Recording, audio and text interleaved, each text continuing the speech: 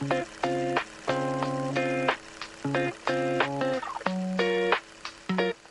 be honest. How many of these books did you actually finish?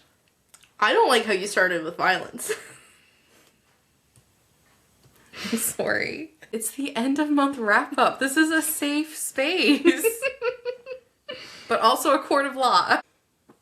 Hi everyone, and welcome back to my sister's TBR. This is our wrap-up episode, and if this is your first time with us for a wrap-up episode, just know this is where we absolutely expose ourselves. And where Stacy called me out. Every book we read, every book we DNF'd, every move you make. Every move you make. And every book that we said we would absolutely read and then just didn't get around to. We are mood readers here. Yes, that is our biggest pitfall. Yes. We're talking hits, misses, surprises, disappointments, and the books that emotionally ruined us for at least 3 business days. Yes, at least. At least. At least. There will be ratings, there will be chaos, and there will be opinions. So grab your drink, grab your TBR, and feel free to judge us quietly from your car or your kitchen or your couch. The key word there is quietly. Quietly. Don't come at us, we'll cry. Or cozy reading nook, wherever you are. Let's wrap this month up. This month that felt like 5 months long. January. Get going. Yeah, you're gone. Gone. Eviction. I have a feeling that you read more than me this month. More than a feeling. God. Oh, 1, 2, 3, 4, 5, 6, 7, 8 books this month. Woohoo! That's amazing. You can go first. Okay. Hold up a hot second. I want to start doing a like a vibe check at the beginning of our wrap-up episodes. Okay. So maybe like instead of asking how many books we read, how was our month for reading? Do you feel accomplished with your reading this month, or do you feel a little like you had to take the, I don't know, like a slow carriage ride? I totally do not have Bridgerton on my mind. Yeah, I don't feel good with my reading this month. Oh no. Yeah, because I started so like good, and I was like, I'm out of my rut. Yeah, you know, I did the same thing. The beginning of my month was great. Was fantastic. But WoW kind of took over my life. I know we talked about it. Yeah. So I've been getting a lot less reading done. But It's fine. yeah, it's okay. You still did really good. Yeah, I've managed to bang out 8 books. Yep. Ooh, buddy. Yep. How many did you read? 3. Okay. Just 3. Okay. It's fine. I will give it a go. Oh my god, we are starting with a doozy. I have a doozy or a good doozy? A good doozy. Okay. Like the best doozy. Okay. I have been so excited to talk about this book. So we all know around these parts, I really like Devney Perry. Yes. I've been a big fan of her books. Other than that last one that I read by her, but that was kind of like iffy, but we're not talking about that right now. Bluebird Gold. So we did talk about this because it was a new release. Yes. In December, actually. Yep. Okay. Yeah, it was like really recently that we talked about it. And as soon as I read it, I was like, this has me written all over it. You sent it to me, right? Or you sent something to me. Was it a TikTok? You sent me something with that. Oh, no. You had reposted a TikTok that was kind of along the lines of, like... Dive bar. Yes. Yeah. Yeah. That was this book, basically. Like, that. This is what you were looking for. If you want to get out of your rut, oh my god, pick this up. So this was a romantic suspense. Interesting. Yes. I like that.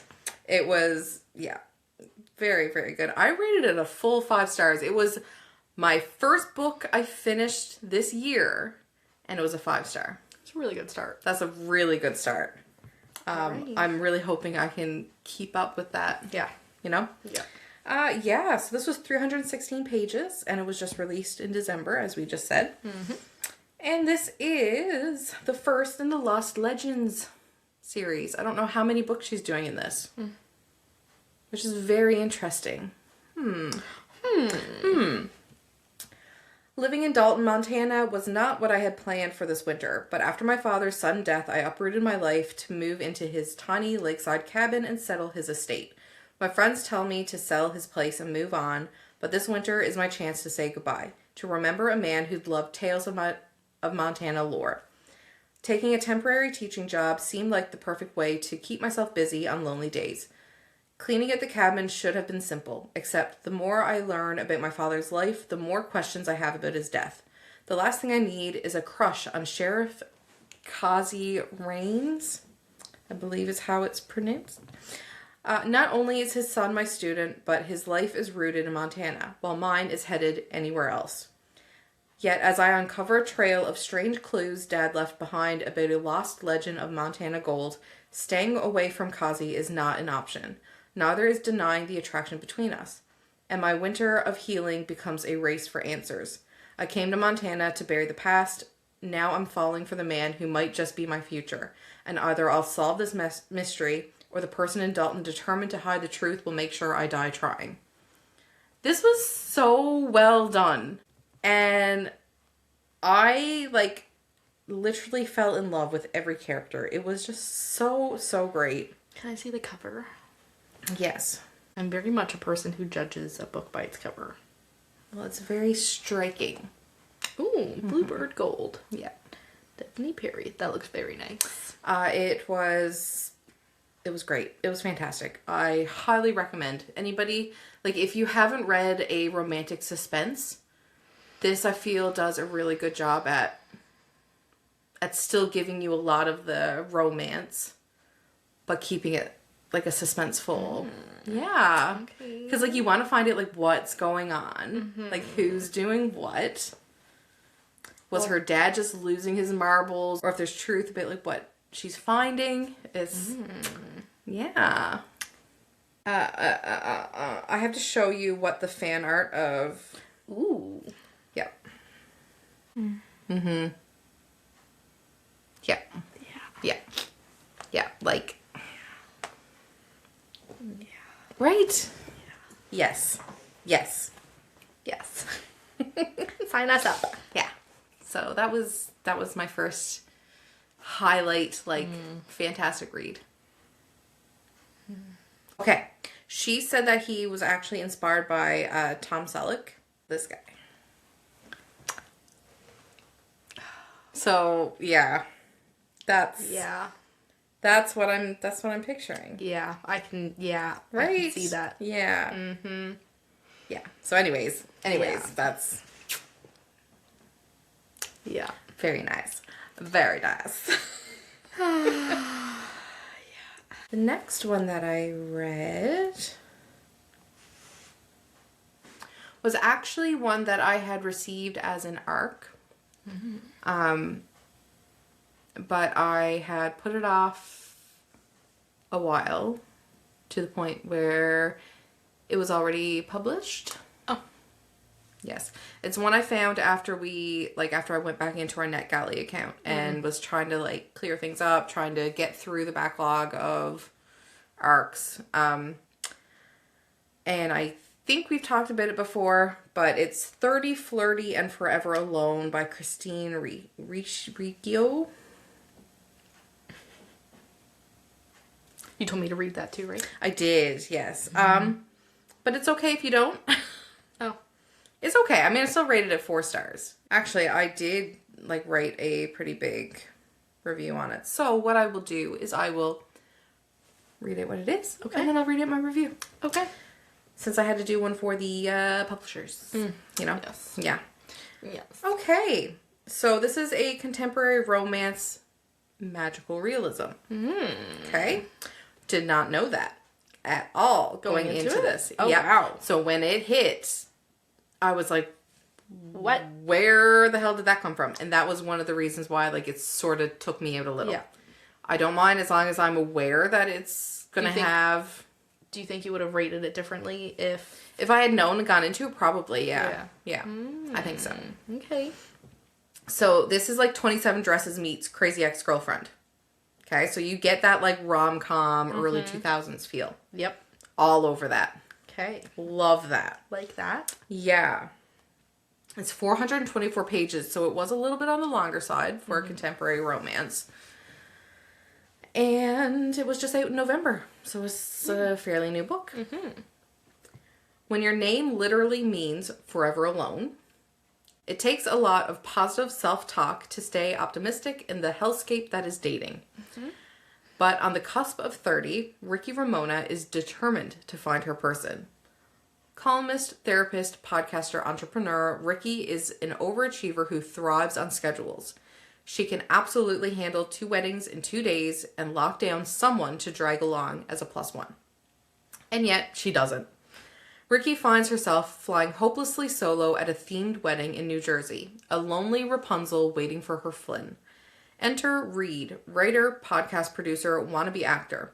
Surprisingly single, with startling blue eyes, he seems perfect. The catch? He lives kind of far away, so dating him would be a bit of a hike. Like an intense, all the way across the country hike. After one unforgettable night together, Ricky's sure this is the end. But as she braces herself for heartache, the universe, it seems, has other plans. So the book was genuinely fun. It was like like I said, it was like early 2000s rom-com vibes. I get that. Yeah. It had like whimsy, banter, very charming, and a very readable tone. Like it was just super easy to read. Ricky is successful, surrounded by friends who are settling down and navigating the frustrations of modern dating in her 30s. We all know, even me not being in the dating scene, know, like, it's shit. It's bog water out there. And I just liked how it had reflected that, because there's not enough romance novels, especially romance novels out there, that actually reflect a lot of the, like, obstacles around. Yeah. And how realistic, like, when I read a rom-com, I'm like, oh, hopeful again for like a second. And then it's, you're not going to find that anywhere. Close the book and you realize, oh, fuck, this is real life. I'm left out here. Yeah, so she just did a really good job of just making that feel, like, organic, made it feel real. All of her characters had this, like, just realness to them. You know, like, it wasn't like this perfectly polished, for a novel. It just felt messy and real. Like that? Like, lived in, you know? Yep. The romance itself was sweet and well-paced. Ricky and Reed's connection felt natural rather than like that insta-love, that icky feeling you get, you know, when you read something that are just like... That wouldn't actually happen. Exactly. Yeah. But they did still have that like instant connection, that instant attraction to each other, which felt like really naturally done. Like it wasn't like it was right in your face trying to force it. Yeah. You know? Like I believe that anyway. Like you can have an instant connection with someone. Yeah. It's just, you can't love them right away. Yeah, exactly. Yeah. So I'm not gonna like read out everything, but this book was definitely like a hit or miss for it. You could either love it or you could hate it because of, I think, the magical realism aspect of it. Yeah. But there were a lot of pop culture references in it. And normally I feel icky about those. Like I don't normally like that. Tastefully done. But I felt like this was done pretty well. Like I snickered, I laughed at parts. I snickered. Yeah. Okay. Yeah, so I thought it was great. It was like really easy to read. I absolutely flew through it. Yeah, so 4 stars. Like it wasn't, like it was good. Like it was great. I just not quite 5 stars because of like how jarring it was for me. Like not expecting what was going on, you know? I'm so curious. Yeah. You should read it. I think maybe you would like it, knowing that there's like a magical realism aspect to it. Give it a try. There are parts that, like, I don't do well with secondhand embarrassment. Okay. There were a couple parts of that. Okay. Where I was like, I can't breathe. Get me out of here. But it was obviously not too bad because I still rated it 4. Yeah. Yeah. But anyways, what was your first book? I feel like I've been reading this for like 2 months now. I just had it paused. What is it? Credence by Penelope Douglas. I had her paused. She was paused. I think after the Uncle Jake part, it just... Anyway. So, I rated this, I'm gonna say a 3. Okay. I rated it a 3. Okay. Yeah. Those are... 3s are reserved for books, like... I literally cannot tell you if I actually liked it or not. It was rated a 3 because it could be either way. Okay. So Credence by Penelope Douglas is 470 pages, and it is a dark romance. Forced proximity. Yeah. Tiernan doesn't care about anything anymore. The only child of a film producer and his starlet wife, she's grown up with wealth and privilege, but not love or guidance. Shipped off to boarding schools from an early age, it was still impossible to escape the loneliness and carve out a life of her own. The shadow of her parents' fame followed her everywhere, and when they suddenly passed away, she knows she should be devastated. But has anything really changed? She's always been alone, hasn't she?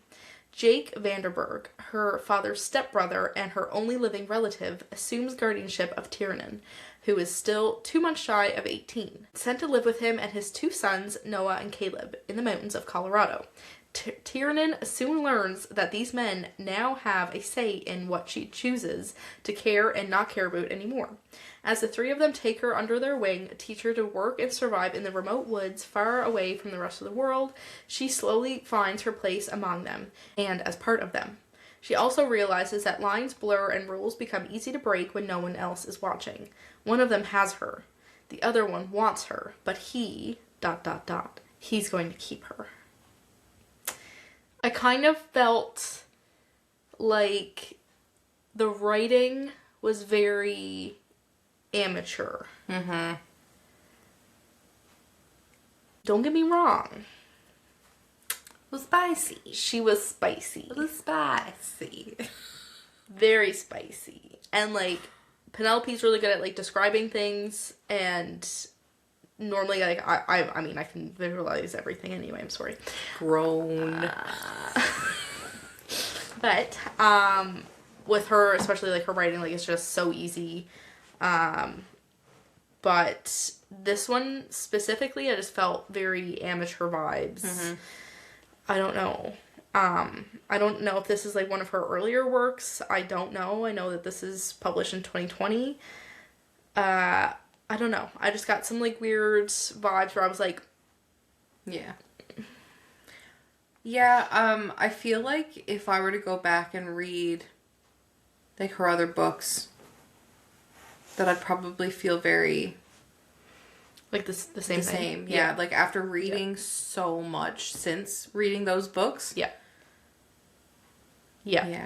I want to go back and reread the Devil's Night series. But, I don't know. It might still happen. I still want to. Her main female characters are, like, always written really young. Yeah, and that's what, like... I understand what you're saying now when you've said, like, you have a hard time with connecting with anybody who's, like, in high school. Yeah. Or books that college-based. Or college, too, yeah. Yeah. I felt icky at certain parts. Yeah. The sampling of men. Didn't feel icky about that. Like, that's fine. One thing I did notice, though. Do you remember, of course you remember Flock. Of course I remember Flock. How could one forget? Yes. So, you know, was it Dom that she was describing that had, like, the room and it was dark with, like, bookshelves? Yeah. And, okay. And, like, he was always so, like, wouldn't really talk much. Mm-hmm. He was kind of hard to, like, connect to or connect with. You were getting those vibes? Yeah. The way that she was describing Caleb, because Caleb, like, doesn't talk and, like, he's very mysterious and, you know. I was right back. Yeah. To. Oh, he's got nothing on Dom. No, he doesn't. Can't touch Dom. Anyway, yeah, just. Like, I wouldn't read it again. Like, there's books where I'm like, you know what? Give me a year. I'll read that again. But this one is like, I've read it. Yeah, that was an experience. I've seen what I've seen. I read what I read, and I'm okay. Yeah, I could have done with it. If she was, like, kind of wouldn't make any sense for the plot. If she was, like, older than 18. Yeah. But, like, also, we don't know how old Jake is. We know he's, like, younger. He's younger than her father. Yeah. And, like, I understand that they weren't I don't know. It's just, like, Uncle Jake. Leave that part out. We know we don't need to be reminded. Anyway. 3 stars. Yeah. Like, it was enjoyable for what it was. Yep. But not enough to go back and make it, like, a reread. No. Yeah. Yeah. Yeah. Anyway. What you read next? It was an audiobook. Another one that was an arc. This was a one that I said that I was listening to on my way here, and I had explained that it had something to do with her father. Yep. If you can remember that. I rated it 5 stars. Oh. The Last Father-Daughter Dance. It's a short story by Lisa Wingate. And it's like a contemporary family fiction. Yeah, it was only 57 pages. It was easy. Yeah, it was a really quick audiobook. Olympic silver medalist Callista Brooks has built a successful life in California, complete with a thriving sports technology company and a handsome fiancé. But when her father's heart condition takes a critical turn, she rushes home to Atlanta. There, her father makes a surprising request: to relive favorite memories from all 4 seasons in just 1 month in their old farmhouse in the Blue Ridge Mountains. With help from the community and her long-lost sidekick, Calvin Calhoun, Callista creates a tapestry of cherished moments. Dogwoods in bloom, homemade blackberry jam, autumn bonfires, and a magical winter evening that will live forever in her heart. But as father and daughter share these precious weeks together, Callista discovers that time has a way of revealing what matters most. In the shadow of the Blue Ridge Mountains where she grew up, she learns that sometimes the sweetest seasons of life come when we least expect them. It was such a nice little novella. So, as I said in my review, this was my first time reading anything by Lisa Wingate, and I truly couldn't have chosen a better introduction to her writing.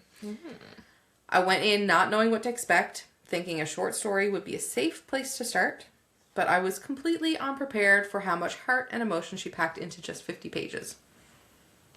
So this is why I rated it so high for a short story, because she knows how to write characters. Okay, damn. So this is centered around a daughter coming home to care for her father. The story quietly explores memory, love, aging, and the unspoken bonds that tie families together.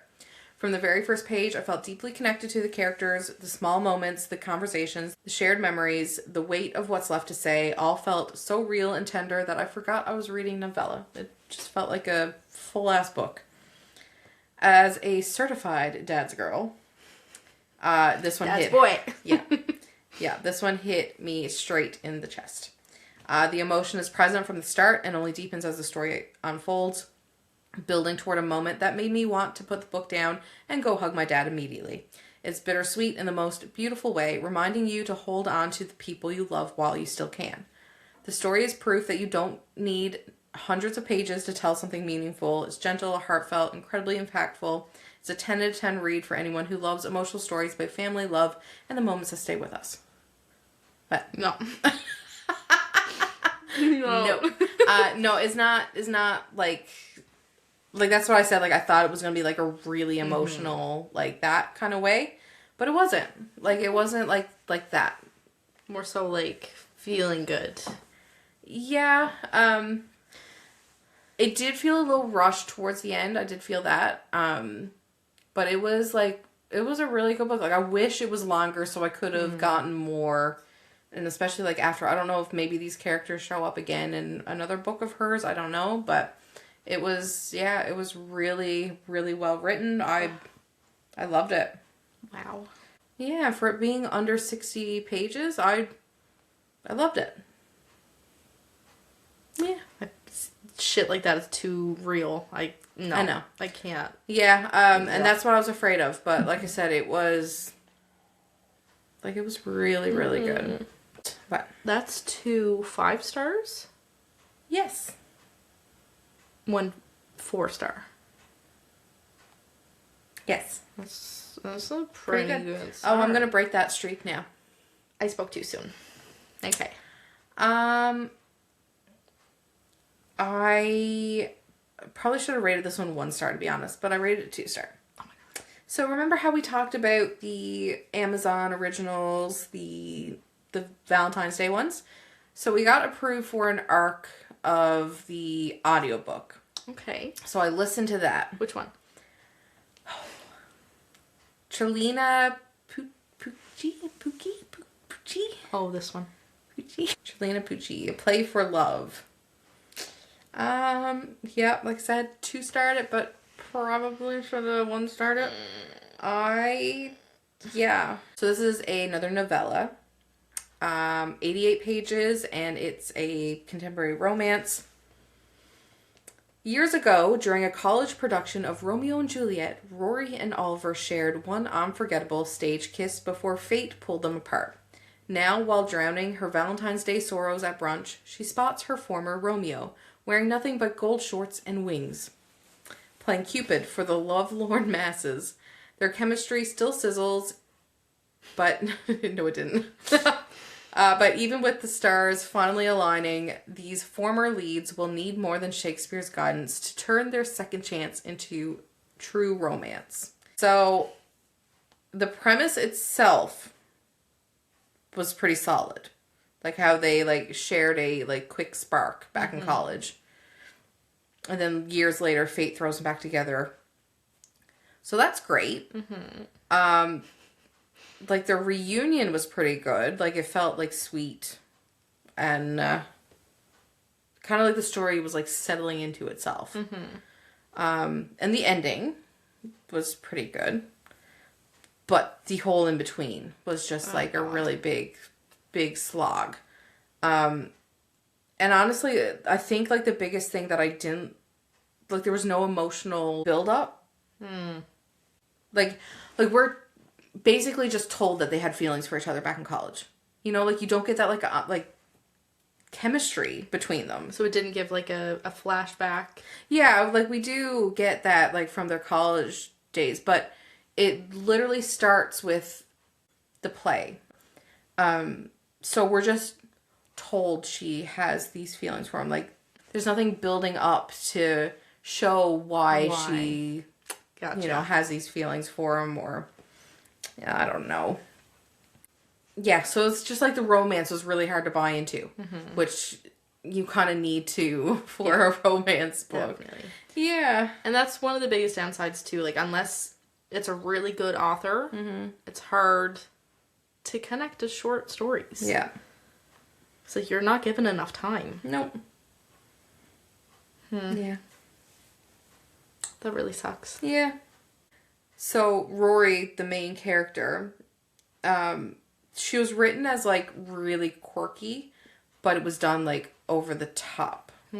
Like, she's not like other girls. She's quirky, right? Like, poppy quirky? Like, she leans really hard into, like, exaggerated, like, pop culture references, which, again, like, the last book that had pop culture references, I enjoyed. This one did not, because it just did not work, and it was, like, distracting. Oh, shit. Yeah. Okay. So, like, what was supposed to be attempts at humor was just like really cringy. Okay. Really cringy. Yeah. And like she was very like this is the worst thing that's ever happened. Like so dramatic. It's the end of the world. So like that just really wore me down. Like really bad. Yeah. No, it was just a big miss for me. I don't know. Maybe other people might enjoy it, but... Well, I'm glad I didn't read that one. And... You know the moment in books when... I might ruin this for some people. So if you're ever... Like if you're going to... Yeah. Where he says, fuck it, and then kisses her. Like, that's the big, like... That's... Yeah. Like, yes. Yeah. He says, screw it. Screw it. And kisses her. Like, no, that don't hit the same. No. You're allowed to swear. Yeah. Yeah. Yeah. No. Yeah. Sorry, no. Yeah, okay. Men, don't do that. It's fuck it. It's okay to swear. It's fine. Well, I also read a book in the... Oh. What do you say it's called? Improbable Meet Cute. Second Chances. Get it out eventually. Yeah. Which one? Because I read one other. I'm wondering if it's going to be the same one. Probably the same one. What is it? Valentine's Sleigh by... Oh, it's not the same one. Vanessa Allen. Okay. Nice. Okay. Rated this 4 stars. Ooh, that's promising. Mm-hmm. I do really like her. So... This is 95 pages and is dark romance. So, I don't know where was I looking? I was looking somewhere and seeing that, where did I see this? Anyway, I have no idea where I seen this. It showed like how many spice levels for each of the books. Okay. Yeah. I remember Second seeing Chances. that too. I don't know where that is. No. Was it just on Instagram maybe? Or somebody had... Wouldn't be able to tell ya. So anyway, this one had 5 spices. Spicy. Yeah. Oh, sorry. There was 4 spice ratings. Oh, jeez. Not even worth it now. Let me read it. I haven't even read the description yet. Oh, yeah. Roses are red, violets are blue, Emma's not dead, and her gravedigger's hot too.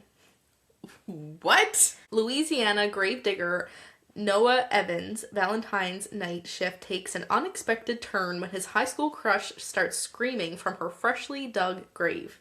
Whoever tried to bury Emma 6 feet under is in for a nasty surprise. They should have checked for a pulse because she's got unfinished business, starting with the hot gravedigger who just saved her life. As they unearth a deadly family conspiracy, Noah and Emma discover that old flames burn even hotter the second time around, especially when someone's trying to kill them. That's it. Yep. Wow. So the very first couple of words said, someone was moaning in a cemetery at night. And I was like, hey, let's keep reading. Intrigued. I really liked it in 95 pages. Like, I felt like... You're a harsher critic of short stories than what I am. Yeah. Like, normally it'd be like a 2 or a 3. Mm-hmm. No, I felt like I was able to see, like, Emma's personality and Noah's personality. He is, like, tall. I can't picture who I'm picturing, but I could, like, he's attractive. Mm-hmm. You know. Yeah. Like they usually are. Yeah, of course. Yeah. But Emma is, like, he keeps talking about, like, her curves and her soft belly. We love that. Yeah. So, like, lately, I don't know, I've been feeling, you know, like, stop eating as much, and obviously, which is healthier. But honestly, after reading this, I was like, I'll keep gaining weight. Yeah. What's a little cushion? It's fine. Yeah. Yeah, so, like, he just keeps talking about how, like, attractive she is, and, like, she's, like, just a woman, you know? I was just, I don't even know what I was wearing when I was reading this, but, like, my belly just out, like, just, I was like, hell yeah. Oh, God. Someone come talk about my squishy belly. Oh, God. And, yeah, she was spicy. Yeah, I can imagine. Yeah. Cool. Yeah, it was. She was good. Very, very easy to read. Yeah. I don't know, I haven't read much from Navessa Allen, but, like, there was obviously, like, a scene where there's, like, a fight, and, like, it gets a bit, like, you know, like, there's... Oh, no. Yeah. But that was done very well. Like, I can just picture all of it so perfectly in my head. And, like, for 95 pages, I felt like she did a very, very good job. Yeah. Okay. So far, we've got one really good from the Improbable Meet Cute. And we have one that is a complete miss. Yeah. So. It's not in the right order, but maybe I'll pop over to Accidentally Yours by Christina Lauren. Okay. I was really excited about this one. So I rated this one 4 stars. Damn. All right. So this one was 93 pages.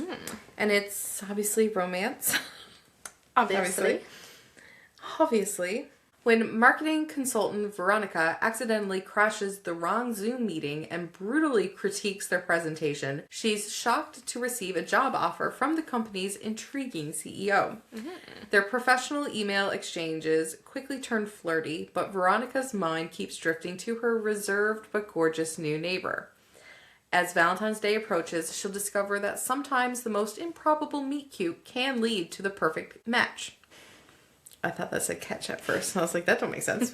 Match. Okay. Yeah, that's all it says. Okay. Yeah. I mean, if it was any more than that, it'd be the book. Yeah. Yeah. I thought this was really cute. It was really well done. You get those, like, email back and forth. Like, yeah. Yeah. You like Christina Lauren too, right? I do, like yeah. A lot of their books. I think there was only one that I had rated pretty low. And I mean, I've read quite a few of them now. 1, 2, 3, 4, 5, 6, 7, like 8, 9 of their books. Damn. Yeah. And only one of them was a 2-star, and that was the On Honeymooners. I wasn't keen on that one. But all the rest of them were like 5 and 4 stars. Yeah. Did it still have, like, their voice even in a short book? Yeah. Yeah, it was, yeah. That's good. Yeah. Yeah, and I think getting, like, where you're getting the emails back and forth, I felt like you were getting, like, this next layer of the characters. Yeah. Yeah. You know, like, you get their... more personal. Like, yeah, it, like... It's not, like, I mean, it's not more personal than, like, getting their inside thoughts, you know, like, in first person.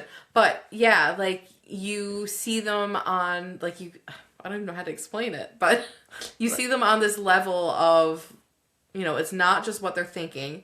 It's not just what they're, like literally saying. This is the characters thinking and typing something out. Like, it's just so weird to think about that. Yeah, I can see that. Yeah. That's pretty cool. Yeah, it was really... It wasn't all done in email exchanges, but they still had that aspect to it, which was, yeah, it was really cool. It was a really good book. I would like more, because that could have very easily been their next big novel. Like, if you, like, damn, if they were to take that, stretch it out, and, like, everything that happens within that time frame, and even, like, added more to, like, the ending, they could have easily made a full-length novel and killed it. Maybe enough people will say that, and maybe they'll do that. Maybe. I would read it. Shit. Yeah.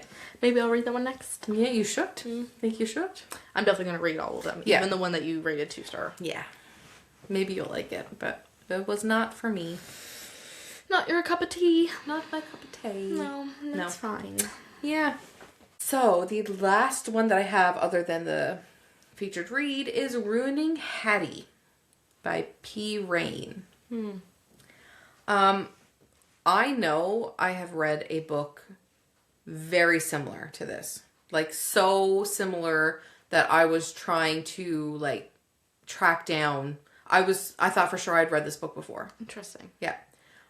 This was another one that we had gotten as an ARC. And it was published January 13th. I rated 3 stars, and I think that was kind of pretty generous. It was really complicated for me to, like, try to rate this one. It's a dark romance. So, of course, I was like, okay, give me. When Trent Clark caught me picking pockets at 11, he didn't turn me in. Instead, he took me under his wing and taught me that in this world, you take what you want and never look back. He might have shaped me, but I built my empire of the most successful string of strip clubs on the West Coast. Now that I have everything, it's time to track down my deadbeat mother and remind her who she left behind. That is, if the drugs didn't kill her already. But I don't find the worn-down shell of the woman I remember. Instead, she has all the things she never managed to give me. The white picket fence, the family dog, even church on Sunday mornings. The real kicker, she replaced me and raised the perfect daughter with all the care and love she never gave me. A twisted need for revenge roars to life inside me, and I aim it at my mother's precious stepdaughter, sweet, sheltered Hattie Sinclair. At first, it's purely about vengeance, pulling Hattie into the darkness to watch her innocence unravel piece by piece. But she becomes something more, something dangerous, something I can't resist until she becomes my obsession. Like, that sounds really good. Really fucking good. Yep. It's enemies to lovers, workplace romance. Like, there's, Check. There's a lot happening in this book. So, I went into this, like, fully expecting, fully ready for, like, the dark, twisted revenge romance energy. And again, like, the premise absolutely just delivered on that. Yeah, so I listened to this. This was an audiobook. And the narration for it was 10 out of 10. Like, that is what kept me engaged, kept me beautifully done. But it lost me, and it wasn't where I expected. So there are, like, a lot of trigger warnings in this book. Most notably would be the, like, drug abuse, child neglect. And I mean, on her website, she has a list of all of her trigger warnings for it. But the one that always gets, like, left out is when there's heavy religious. That needs to be. Full stop. It does. Yes. Yeah, so that, like, really caught me off guard, was how heavy, though, like... I gotta school my face. I'm here, like... Yeah. Yeah, so it's like, she's an extremely devout churchgoer, Hattie is. And her faith is referenced constantly in the book. So, like, for something that plays such a huge role... Yeah. In her character and, like, her worldview, I really wish it had been listed as a trigger warning, because I get triggered by that, and I don't like reading. Yeah. So my ratings heavily take a plunge. Yeah. And, like, and it was a recurring element, so it just kept taking me out of the story, taking me out, right? It'd be okay if it was like, oh, she went to church every Sunday. Leave it at that. That's cool. I could gloss over that. Yeah. Right? Yeah. But no, it was pretty constant. Yeah, and I just didn't really like Hattie as a character. Maybe it's because of that. Maybe it could be. Yep. But she felt, like, very 2D. Like, just... Interesting. Just flat. I mean, maybe that's all she is. Yeah, there was, like, no depth. Like, her personality. There was no growth of her character at all. And her arc felt less like development and more like just surface level rebellion. Like, yeah. You know? Ugh. That's too bad. Yeah, and the lack of self-awareness had me rolling my eyes more than once. Yeah. But, ironically, Bastion, the main male character, who, yeah, he ended up being, like, literally the most compelling part of the book. Yeah. Okay. Yeah. But he was surprisingly, like, respectful and supportive of Hattie. Like, I personally couldn't see the ruining, right? Yeah. He was just, like, he was letting her, I don't know, like, it felt like he was just letting her explore more so than just, like... Respect. Yeah. But my biggest qualm, Bigger than the religion? just about every fucking sentence he was calling her babe. Oh. Like, You don't like that. No, I don't like it. Yeah, I just, like, I shriveled a little every time. That's too bad, though, because that description sounds so good. You might be able to handle the pitfalls. No. But I can't. No. I can't do it. No. Yeah, so, like, that's why my rating is, like, so, like, undecided. Like, I just rated a 3 because I don't know which way to go with it. But yeah, 100% great premise. I just really wish it wasn't so heavy in the church faith. So, if anybody out there, if you guys don't have church trauma, you might like it. Yeah, you probably will. Again, I mean, her character still needed a lot more development. Just kind of like soggy cardboard. But the rest of it was great. Like, his story, Oh, God. But, yeah, that's... Well, yeah, so that one was another big miss of the month. Anyway. Okay. Then, we have our featured read. So, normally, right now, we would stop it and be like, hey, get out now. Yeah. Or plug your ears, or whatever. But what we're going to do now is just talk about this book without spoilers, give our rating or thoughts, like we did with our other books, and then we will have an extra episode for all of the deep dive of between the book and the movie. Yeah. Yep. Yeah. So you don't need to get it right now. Not yet. Don't leave us. Okay. So our featured read for January. Is there any surprise that we're still featuring Emily Henry? Like, we have to do them all at some point. Exactly. Okay. Oh, this was Goodreads Choice winner of 2021. Nice. Worthy. Okay, so People We Meet on Vacation by Emily Henry is 365 pages and is a contemporary romance, friends to lovers. Yeah. Okay.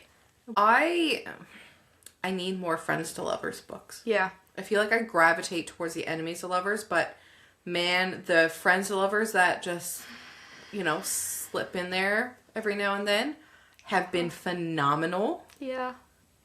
I really think that might be a trope that I should investigate a little more. Yep. Let's add more to our TBR. Oh God.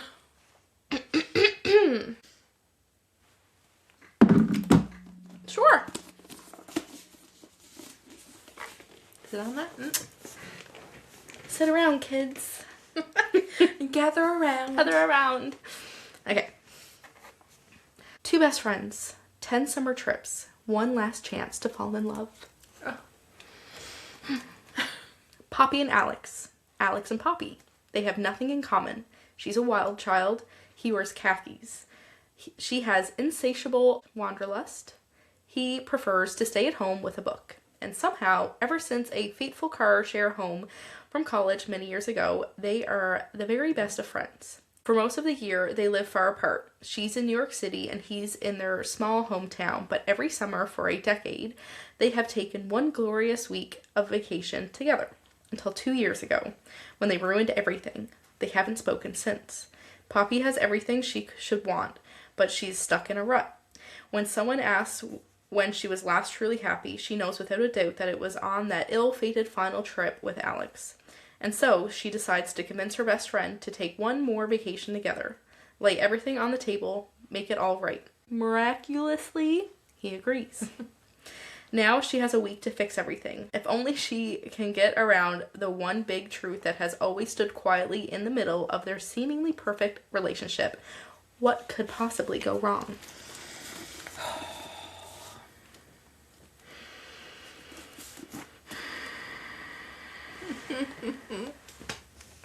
So what did you rate it? 5. 5? Oh, I did 5. too. I did too. The first time I read it, I rated it 5, and now the second time, I'm keeping the 5. You know what? Consistency. Yeah. Heck yes. Yeah. I think so far, and I'm pretty sure I've said this before, but Emily Henry has been, like, not a single miss. Yeah. Yeah. Yeah. You were saying before that she's like your top favorite. Yeah. Yep. Yeah. I can see that. Every other author, there's at least a book somewhere that I haven't liked. Mm-hmm. Emily Henry, I've loved every single one. Emily Henry, I'm your biggest fan. Oh my god. Yeah, this was one of those books that I had a blast reading. Mm-hmm. Like, they are so fun. Yep. And like she did such a good job at bringing out both of their personalities. Mm-hmm. In like the fact that you can do that in text. Yeah. Just by using words. Yeah. Phenomenal. Oh my god. And like, Poppy was such a, I know, like, there are some people, like, specifically in my book club, that seems to think that Poppy is too quirky, or, like, I guess maybe a little over the top. But I love her. Yeah, I don't see that at all. No, I never, like, she is very quirky. Mm-hmm. But it is not to a fault. It No. is just so funny. She's so sweet. She's such a great female character. Like, that's part of her insecurities, that she's too much. Yeah, and she's not too much. not- Poor Poppy. Yeah. I hope she doesn't read that review. And Alex being Alex, like the polar opposite of Poppy, was just, and he was so sweet. He's so sweet. Oh, he would do absolutely anything for Poppy. Yeah. Now, mind you, there are some things that I can be a little picky on, which I will leave for our spoiler episode. Okay. Because it is a big spoiler. Mm-hmm. So yeah, there are a couple things I can pick at. I mean, of course. Of course there is. Of course. I do really, really like how Emily Henry can write such fleshed out characters that make you feel like they are like real. Real. Yeah. They all have their faults. Oh. I'm just obsessed. I'm absolutely obsessed. I wanted to crawl in the book. Yeah. Like, let me in. It made me just want summer. It's such a summer book. Yeah. And then we had to come back to this hellscape. Ugh. Oh my god, but it was so good. It was so good. Highly, highly recommend for anybody that likes contemporary romance. Mm-hmm. And I'm a big fan of the, like, back and forth, like, timeline. Yeah. At some points, it got a little confusing for me. Yeah, I kept having to, like... I mean, at least it was consecutive. Yeah. So at least that was a little bit easier for me. There was at one point, I remember I got really confused because there was a point where she went back, like, it's almost like she went back from one of the backs, you know, like, and I don't remember exactly what chapter it was. I don't recall exactly, but she was talking about something that happened before in one of the past chapters. So that got me. Okay, that got interesting. me. Yeah. Yeah. But other than that, I mean, 5 out of 5. 5 out of 5. Yeah.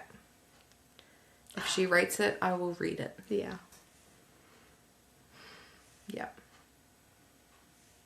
Okay, I want to talk about spoilers now. Okay. Okay, that is it.